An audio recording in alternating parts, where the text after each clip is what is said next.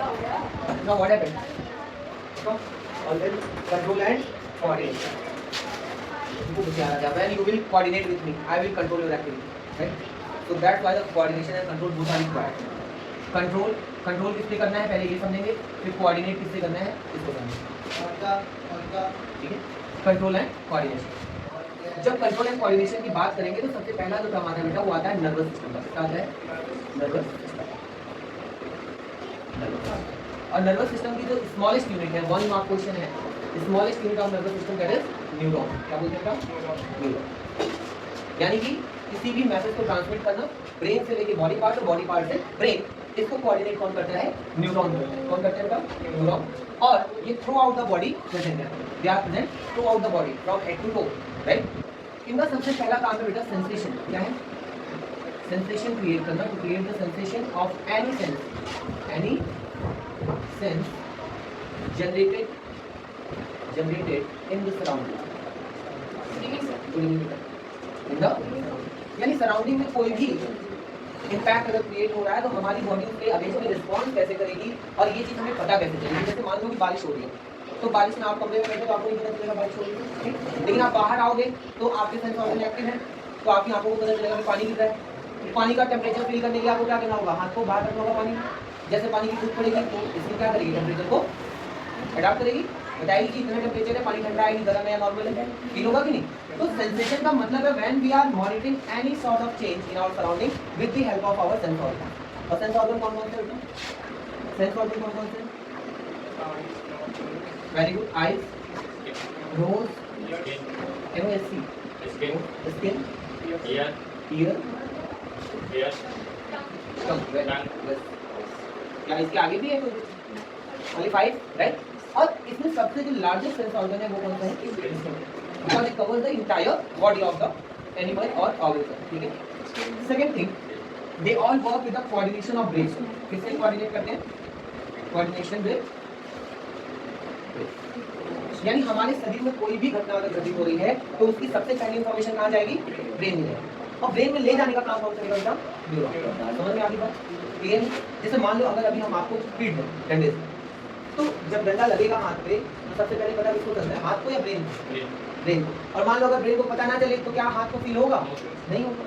Reason क्या है? क्योंकि जब हाथ के ऊपर कोई भी इंपैक्ट आ रहा है, या जल रहे हो या कोई चीज कट जा रही है कहीं पे भी, हाथ में, पैर में, बॉडी के किसी पार्ट में, तो सबसे पहली इंफॉर्मेशन किसके पास आती है? ब्रेन में।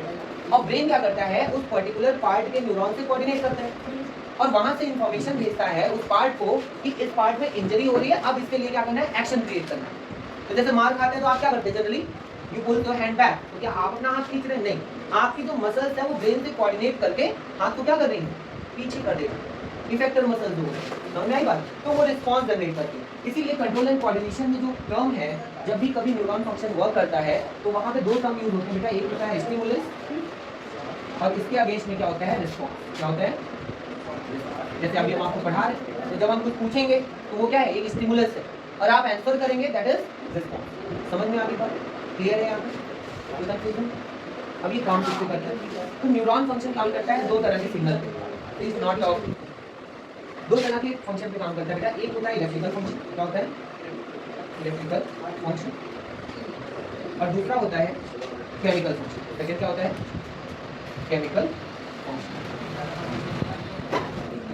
इलेक्ट्रिकल फंक्शन में न्यूरॉन इलेक्ट्रिकल इंपल्स जनरेट करता है और इलेक्ट्रिकल इंपल्स एक न्यूरॉन से दूसरे न्यूरॉन में ट्रांसमिट होता है, ठीक है?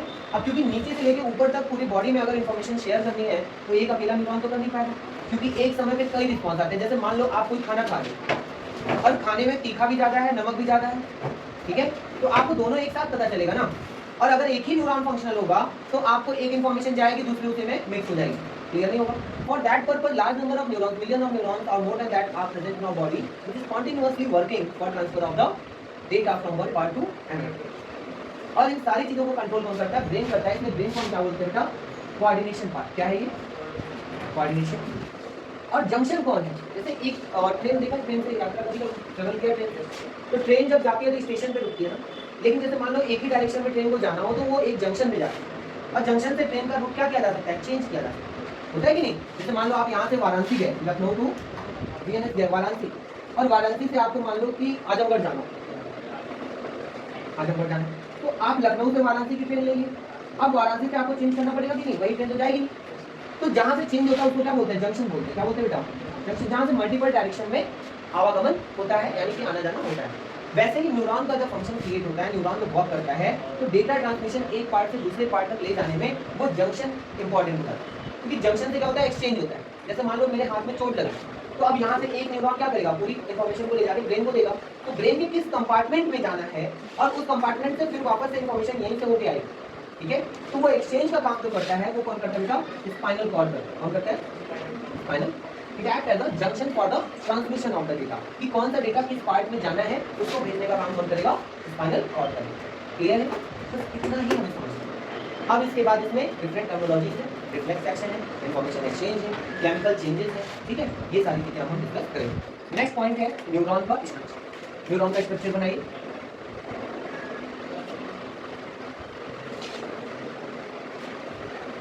यहाँ तक क्लियर है ना, कोई डाउट तो नहीं इसमें।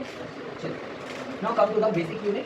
पहला क्वेश्चन तो क्लियर हो गया, 1 मार्क क्वेश्चन है, what is the basic unit of sense organ, that is neuron, ठीक है। अब न्यूरॉन का स्ट्रक्चर बनाते हैं।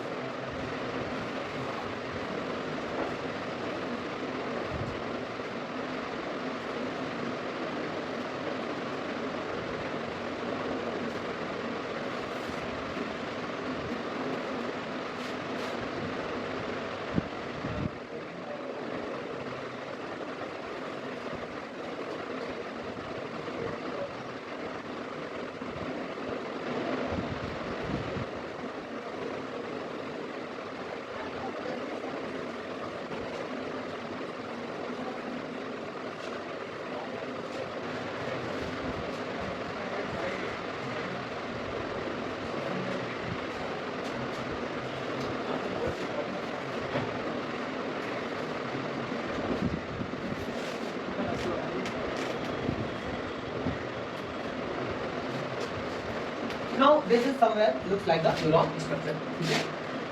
कुछ इस तरह का स्ट्रक्चर होता है और यही स्ट्रक्चर ढेर सारे हमारी बॉडी में प्रेजेंट, ठीक है। अब इसके कंपोनेंट को समझ लेते हैं। तो ये जो पूरा स्ट्रक्चर है बेटा neuron, it exist from only one cell. पहली चीज, ये किससे बना बेटा, ओनली वन सेल, एक सेल का स्ट्रक्चर है। कैसा स्ट्रक्चर है बेटा, एक सेल। इस सेल से 3 कंपोनेंट निकलते हैं। कितने कंपोनेंट बेटा, 3 कंपोनेंट। पहला है डेंड्राइट, क्या है, डेंड्राइट। दूसरा है सेल बॉडी और तीसरा है बेटा एक्सॉन। ये तीनों कंपोनेंट आपके 2 मार्क्स में पूछे हैं, 2 marks. What are the component of a neuron? Draw the structure to elaborate that. That is dendrite, cell body and axon. Dendrite किसे कहते हैं, जो मल्टीपल ब्रांचेस आपको देखने को ऊपर मिलती हैं, इसको बोलते हैं क्या, डेंड्राइट। क्या बोलते हैं बेटा, डेंड्राइट। सेंट्रल जो सबसे बड़ा सेल पोर्शन होता है, इसको बोलते हैं क्या, सेल बॉडी। और लोएस्ट पोर्शन जो होता है, इसको हम लोग क्या बोलते हैं बेटा, एक्सॉन। ये टर्मिनल पूरा आपका क्या कहलाएगा, एक्सॉन। समझ में आ गई बात। इसके बाद ये जो नीचे के पोर्शन है, इसको बोलते हैं सिनेप्टिक नॉब। क्या बोलते हैं, सिनेप्टिक नॉब। ये ज्वाइंटर का काम करते हैं। जैसे एक पाइप को दूसरे पाइप में जोड़ना हो तो बीच में ज्वाइंटर लगाते हैं ना, तो वैसे ही ये काम करते हैं, ठीक है। समझ में आ गई बात। इसके ऊपर देखिए एक कोटिंग प्रेजेंट है, ये कोटिंग दिख रही है बेटा, इसको बोलते हैं myelin sheath.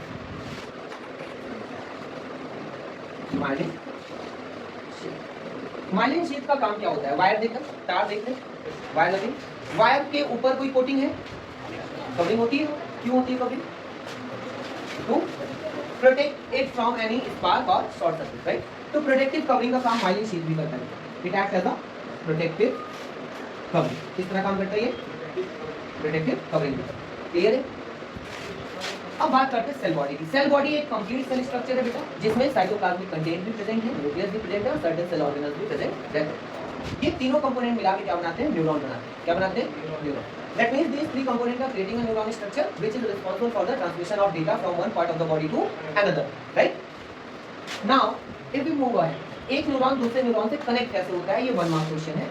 How one neuron get connected with the another neuron? So answer is with the help of dendrite. किससे कनेक्ट होता है, with the help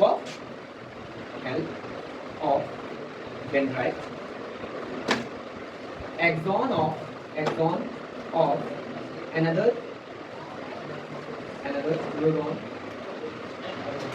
get connected to it.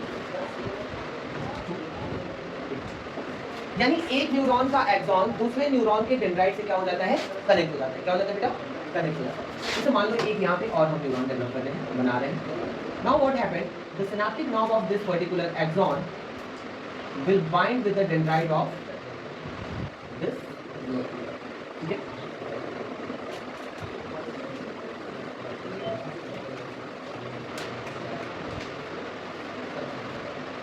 Suppose that this is coming from somewhere else, ये वाला neuron कहीं और से आ रहा है और ये हमारे साथ क्या कर रहा है, कोलैबोरेट कर रहा है दूसरे न्यूरॉन से। अब यहाँ पे क्या होगा, ये न्यूरॉन अपनी इंफॉर्मेशन को इस न्यूरॉन को क्या करेगा, पास ऑन करेगा। क्या करेगा बेटा, तो सबसे इंपॉर्टेंट चीज यहाँ पे क्या है, when one neuron is sharing the information with another neuron, it transmit it in the form of electrical signal. इसमें करता है बेटा इलेक्ट्रिकल सिग्नल। इलेक्ट्रिकल सिग्नल्स के फॉर्म में यहाँ से यहाँ तक आपकी इंफॉर्मेशन आ जाएगी। ठीक है, नाउ व्हाट हैपेंड, ये जो स्पेस आपको दिख रहा है, ये स्पेस यानी एक न्यूरॉन के एक्सॉन और दूसरे न्यूरॉन के डेंड्राइट के बीच में जो स्पेस होता है बेटा, उसे बोलते हैं साइनेप्स। क्या बोलते हैं, साइनेप्स।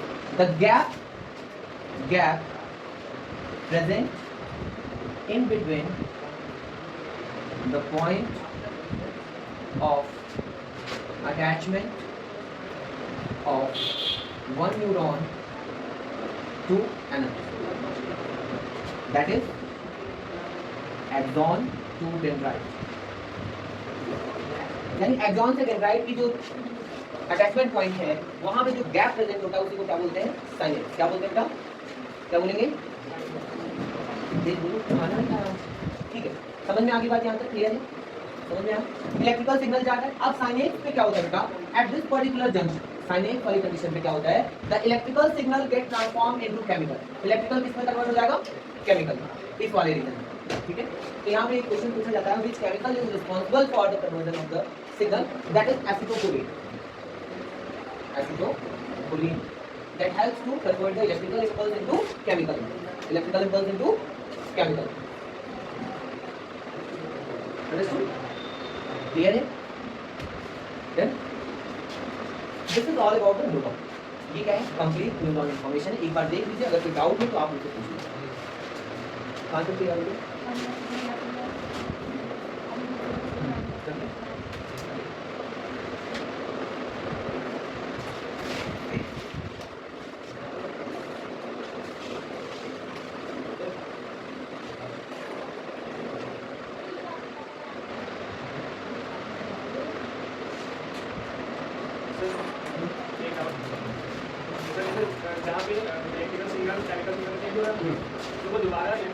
हाँ, फिर वापस से जाएगा।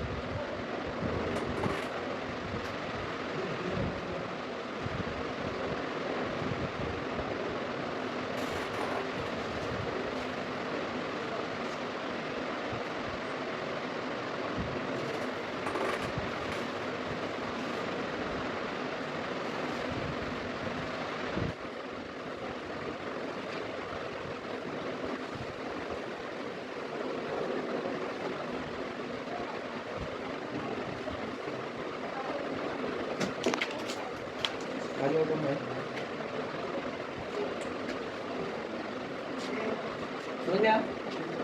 Now what happened?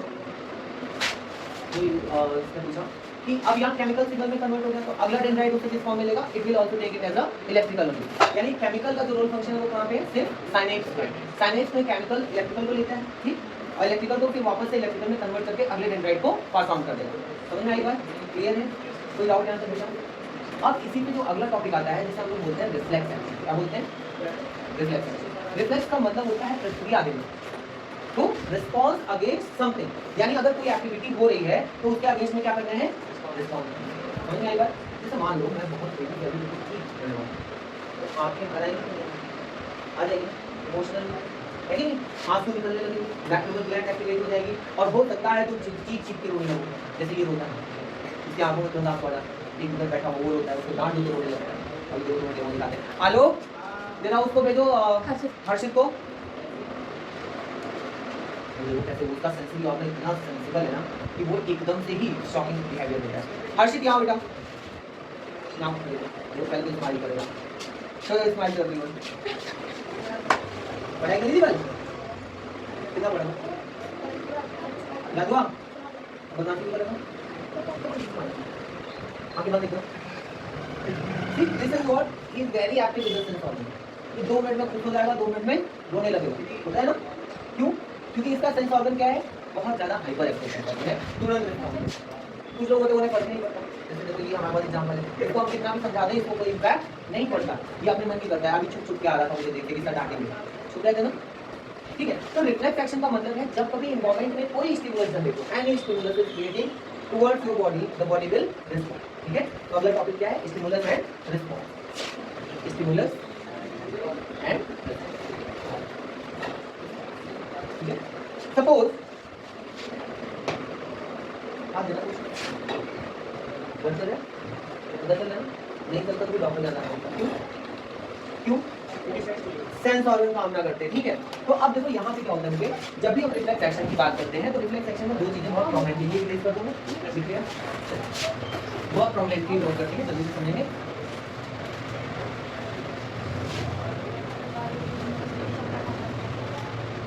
अच्छा ये आपको देखो एक चीज, ये थोड़ा सा समझेंगे।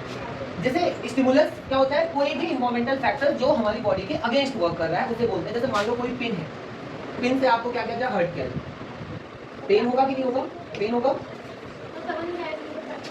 समझ नहीं, इसके ऊपर आप गिनो पेन तो नहीं लगेगी, पेन तो अरे इससे पता चल जाएगा भाई, समझ में आया? तो जब भी पेन से आप किसी को पिन करेंगे हर्ट होगा, या चोट लग जाए तो भी हर्ट होगा, राइट? तो आपको पेन होगा। अब ये पेन क्या है बेटा, ये न्यूरॉन फंक्शन के पास जाएगा, यानी यहाँ पे कौन सा न्यूरॉन काम करेगा, सेंसरी न्यूरॉन। कौन करेगा बेटा, sensory neuron. Sensory neuron always collect the information from the external source which is coming toward the body, यानी शरीर की तरफ आने वाली कोई भी प्रक्रिया जो है वो कौन लेके जाएगा, सेंसरी न्यूरॉन, ठीक है? सेंसरी न्यूरॉन इसको कहाँ ले जाएगा बेटा, स्पाइनल कॉर्ड पे ले जाएगा। कहाँ ले जाएगा, स्पाइनल कॉर्ड पे ले जाएगा। स्पाइनल कॉर्ड से ये इंफॉर्मेशन किसको डायरेक्ट हो जाएगी बेटा, कैसे जाएगी, सेंसरी न्यूरॉन ने सेंस क्रिएट कर लिया। अब यहाँ पे कैरियर का काम कौन करेगा, मोटर न्यूरॉन। कौन करेगा, मोटर न्यूरॉन, क्योंकि सेंसरी तो सरफेस पे है, आपकी इंफॉर्मेशन को गेन कर लिया, उसने मोटर को बताया भाई एक पिन है, पिन धस रही है उंगली, आई बात समझ। तो मोटर अब इसको कहाँ ले जाएगा, यहाँ पहुंचा गया, यानी सेंसरी से इंफॉर्मेशन कैरियर कौन है, मोटर न्यूरॉन। अब मोटर न्यूरॉन से स्पाइनल पहुंचा तो स्पाइनल कॉर्ड इसे क्या करेगा, इफेक्टर को डायरेक्ट कर देगा, इसे इफेक्टर न्यूरॉन को डायरेक्ट कर देगा, इफेक्टर न्यूरॉन को, और इफेक्टर से बोलेगा कि आप उस पोजीशन पे इस मैसेज को ले जाइए कि वहां पे जो मसल्स हैं वो अपने आप को क्या करें, कॉन्ट्रैक्ट करें, so that the information can be share and the hand can be pulled back. समझ में आई बात, ठीक है? जैसे मान लो घर में तवा है और आपसे मम्मी ने कहा कि इसको हाथ से उतार दीजिए, ठीक है? तो आप गई मानो है नहीं और उसको बोल के हटा दिया, तो क्या पकड़ी रह जाएगी, एकदम गर्म है वो, नहीं ना, छोड़ देंगे कि नहीं? क्यों छोड़ देंगे, क्योंकि उतनी देर में सेंस ऑर्गन ने मोटर को इम्पैक्ट दिया, वो कहाँ गया, स्पाइनल कॉर्ड। स्पाइनल कॉर्ड ने कहा कि बेटा हाथ तुम्हारा है, जिम्मेदारी तुम्हारी है, इसको पीछे करो। समझ में आई बात? इसी को बोलते हैं क्या, रिफ्लेक्स एक्शन। क्या बोलते हैं? यहाँ पे एक साइंटिफिक थ्योरी भी है पैवलॉव की,